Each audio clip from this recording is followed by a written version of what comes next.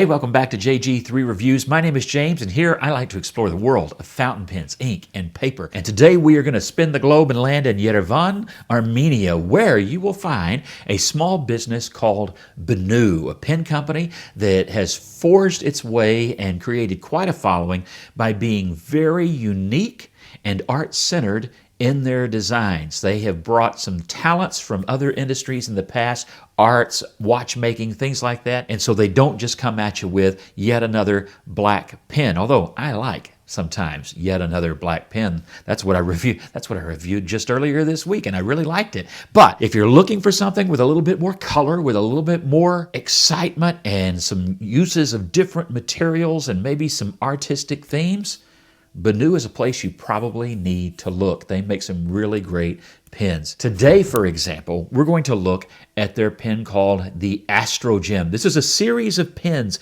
based on various asteroids. And so they have a unique shape and have colors and things that are inspired by these individual celestial bodies, we'll say. And they come up with some pretty cool designs. I really like this one. It's got some dark blues and black and purple in the background, looking very much like the Milky Way. And then you have this glistening and glittering material, which can be green or gold, depending on the angle and what room I'm in, and the lighting there changes which of those glitters really stands out in your eyes. It's really pretty cool and very hard to get on camera. Even with the turntable, the lens just does not do this material justice. But I'm getting ahead of myself. We're going to take some time to look at the design of the pen. We'll see how the pen writes. I'll let you know what I like and what I don't like and all of that good stuff as we put this pen through the JG3 Reviews ringer. All right, so let's spin that camera and get started. All right, when you get your Benu pen, this is their standard box, and I think that looks really pretty cool. It has their designs drawn here on the box, the Art Deco Benu name that you find across their line. I don't know, it's simple, but I really like it. Just a simple cardboard box. And inside you will find warranty and care instructions, things like that. And then, of course,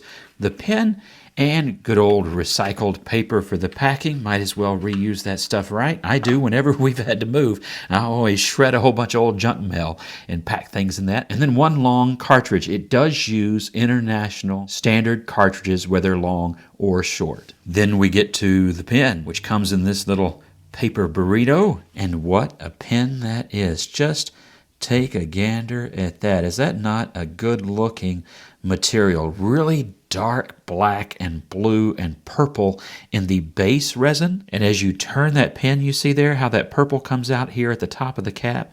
When I turn the pen, very blue there, then very purple there. And that's what this pen does a lot. It just seems to morph depending on angle and light. And of course, that's the materials that they used. But even knowing that, I'm surprised sometimes when I will change where I am, walk into another room or whatever, and the pen literally just kind of changes what you notice about it in both the glitter and in that base material. Very cool, not a pen that you're going to get bored with as far as the material goes. But that's not even all that is unique and interesting about this pen. So first you do have that great color scheme based on the Oumuamua interstellar object. They don't know exactly what the Oumuamua is, but it was the first interstellar object to pass so close to the Earth and looks like a big rock cigar floating through space. Now, the shape of this pen is also really interesting because it is a faceted pen.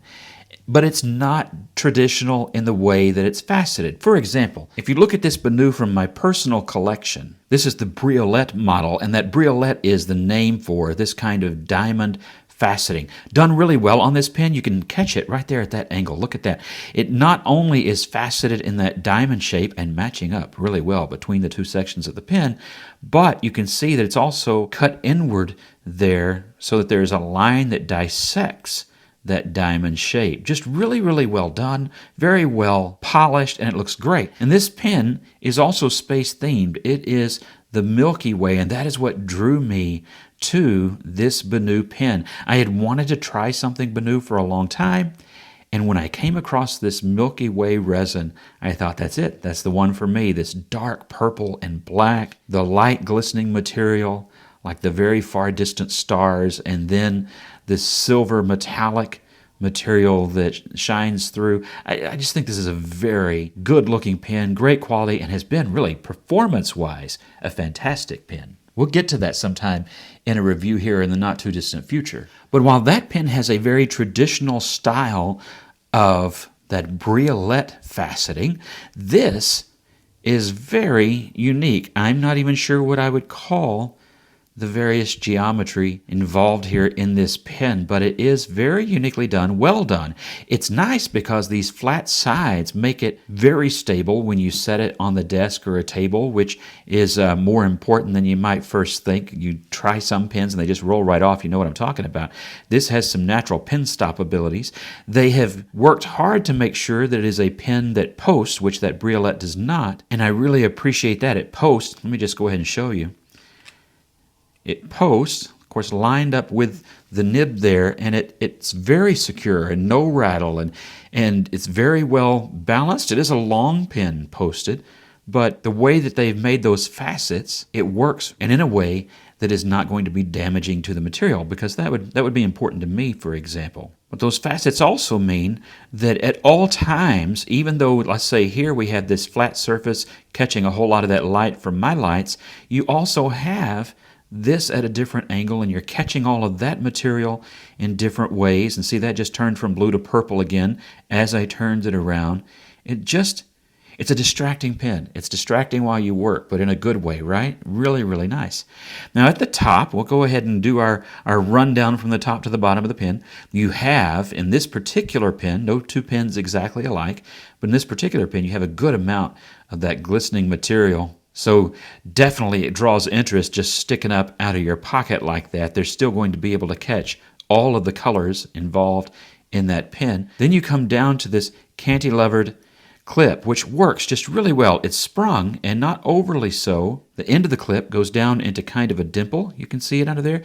Works really well. That's a small thing, but you know, every now and then you get a pen, you can't even get it in and out of your pocket because it grabs too much or it doesn't hold well enough. I find this to function very, very well. You come down and you have two black bands of resin right at the end of the cap and where that barrel comes together with the cap, and engraved in the material you have that Art Deco Benu. All of this, to me, done very well. You see how nicely that meets up. You can see how well it's polished, how nice those corners are for the facets. Just superb machining and work. Then you come down to that posting section again where it gets a little bit narrower. There you can kind of see the shape. And then, of course, just a polished end at the end of the barrel. When you go to open the pen, very nice threading, by the way. You have 1 and 2 and there's a half. There's just a little over 2.5. So 2.5 turns. Then I'll mention again, it does post very nicely. And you have the grip section. Now the grip section is long, as you can see, and that's good because you do have a step down here, but it has not even been noticeable when I'm holding the pen as I would to write.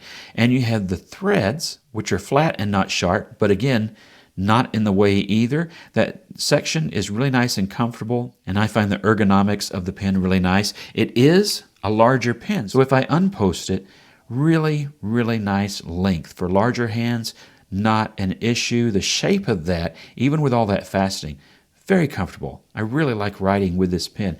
Now here you can kind of see what I was talking about earlier, where before, and even from where I'm looking over the camera, this glitter is really nice and gold. From the angle of the lens, you get very strong green vibes and even a hint of kind of a bluish, greenish, tealish color there. So it depends so much on the angle. There you caught more of the gold again. And that makes it a fascinating material. So it's not just there to have eye-popping color. It really creates a lot of interest and change and variation. And I think that's why a lot of people like the Benu pens as much as they do. Now, speaking of things to like, this is a Schmidt No. 6 medium nib. It writes quite nicely, as you'll see in the writing test here in just a second. It is a steel nib, and it's offered in fine, medium, and broad. So it's a fairly standard nib, but it is well ground. I find this one to have a good grind and nice and smooth and good flow, as again, we'll see here in the test. I have already written this pen empty, refilled it, and working on emptying it out again. So I've written with it enough by now to know really, really good performance. And as I mentioned, while this is a number 5, it is also a Schmidt, and it is also a medium. That Briolette back there has been an extremely reliable writer. No dry out issues, no hard starts, even keeping it there like that. It's just an incredibly reliable pen, and I expect the same and have experienced so far the same from this Astrogem. I'm really glad they went with a number 6. I think a 5 would have looked a little bit out of proportion, or maybe even a lot out of proportion with this pen. It is a larger pen in a way, so the 6 really does suit it well. Also, this means if you wanted to swap that to a gold nib, if you wanted to swap it to a stub or an architect nib, you do have a lot of options because it's a pretty standard number 6 nib. Then on the back side, we get a standard plastic feed. Now when we open up the barrel, you're going to find a Schmidt converter. I find these, again, very reliable, standard converters. It is an international standard, and again, so are the cartridges that it can take. For our size comparison, of course, we have the Astrogem Echo. Here I want to put side by side another Benu, that Briolette in the Milky Way resin. And I've had this for a few years, but that is still a pen that is available. And since we're looking at pens with faceting, how about we just stick with that theme? Here we have the Hongdian N11, a metal pen, very different from the Benu pens and aesthetic, but one with some really cool facets and color.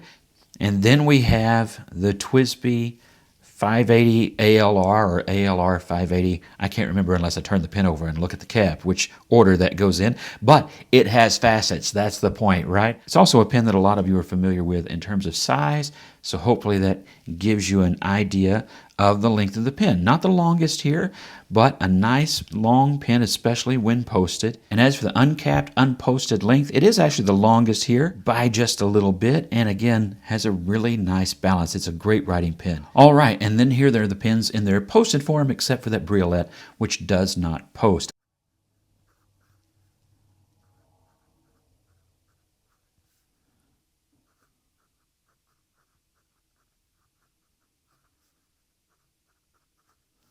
This nib writes very smoothly. It is a medium steel nib, and wetness is really quite good. And check out the color on that ink, which is today Colorverse. That's that Colorverse Blue Dragon, one of their 2024 inks.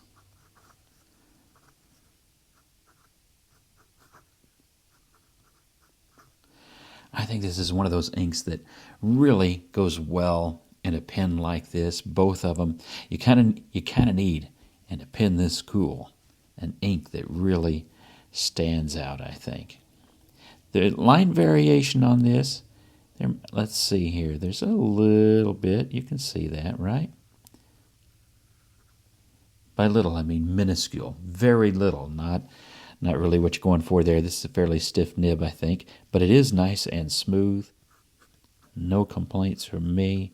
I've written with it, as I said, quite a bit.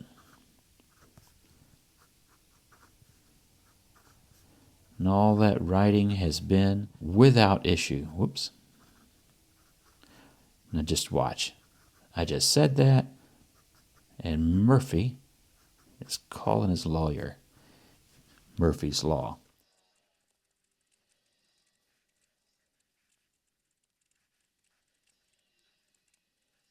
If you guessed really awesome ice cream flavors for 800, well, you just won Pen Review Jeopardy there for the day.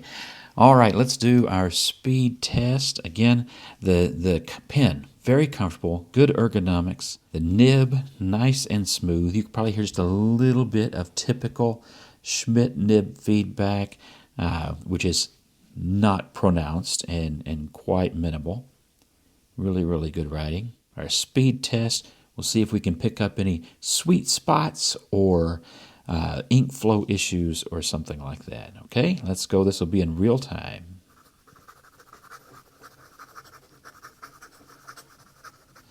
All right, in the exact same spot. I think I turned here a little bit.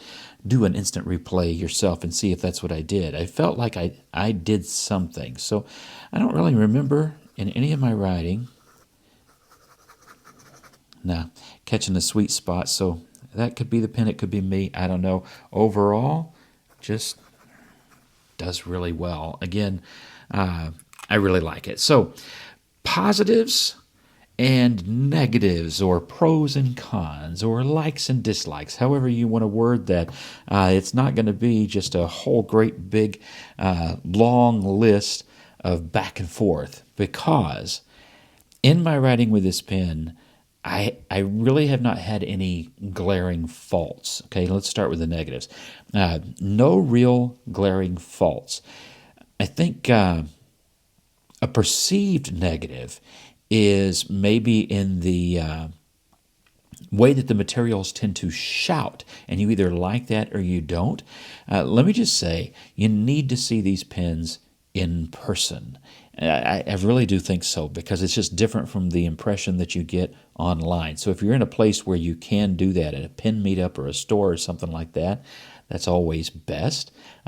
I did not get to do that before I bought my first Benu, that Briolette that I showed you in Milky Way resin, but very, very pleased once it arrived.